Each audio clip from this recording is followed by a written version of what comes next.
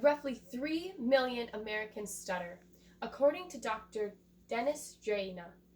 The stuttering disorder typically arises in children at age 3 or 4 years, affecting up to 20% of all children. In 75 to 80% of these children, the disorder spontaneously resolves. Stuttering is a speech disorder defined by involuntary repetitions of the interpretations in the flow of speech. Even though stuttering has puzzling origins, therapy causes positive changes in a patient with a stutter. Stuttering's origin puzzles professionals.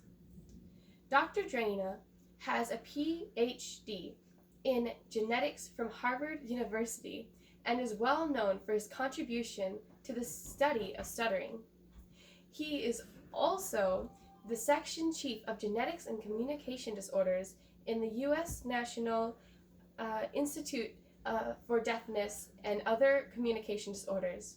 In his research paper, Genetic Approaches to Understanding the Cause of Stuttering, Dr. Drayna wrote that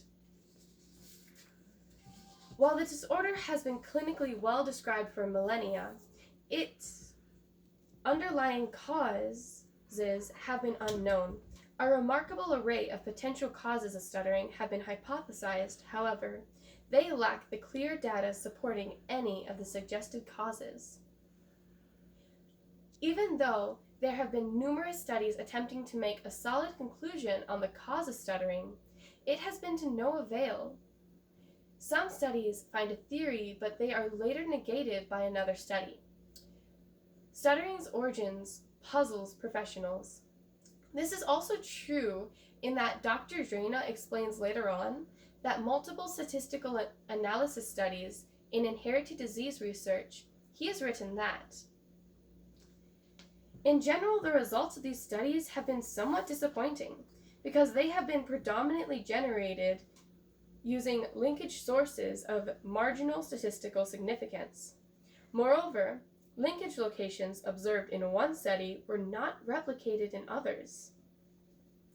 Furthermore, the studies Dr. Drayna explains found that their methods of research through genetic lineage also came short of explaining the puzzling origins of stuttering.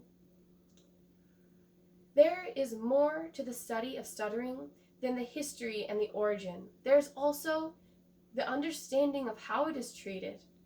Rather than to get rid of the disorder altogether, using therapy oftentimes lessens the effects of the disorder on an individual's life. Therapy positively changes the condition of patients. Even though stuttering has puzzling origins, therapy often allows positive changes in a patient with a stutter.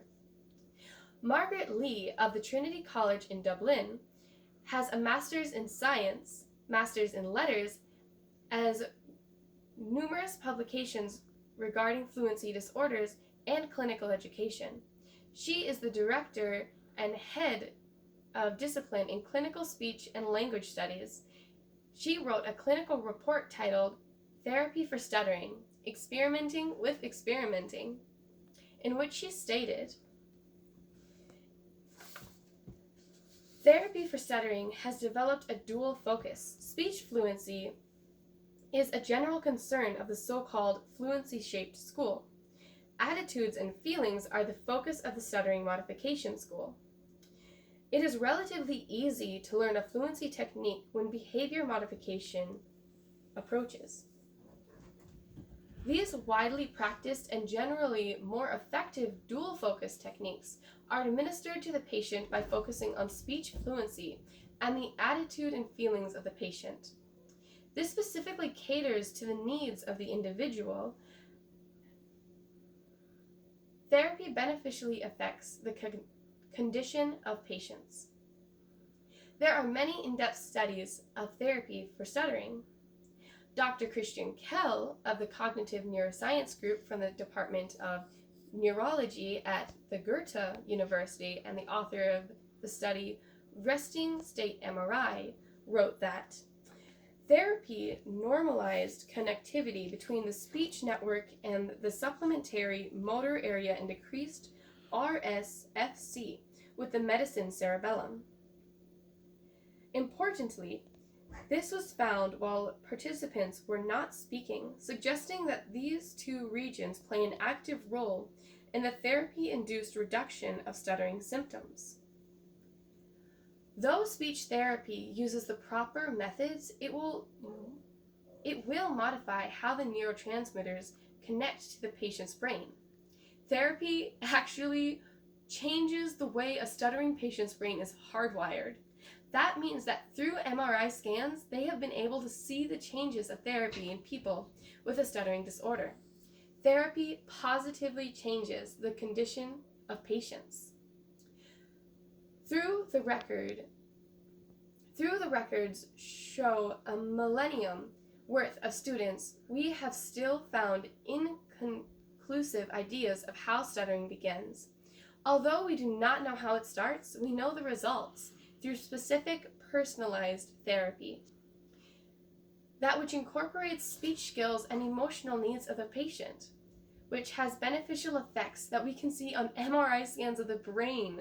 Even though stuttering has puzzling origins, therapy causes positive changes to a patient with a stutter.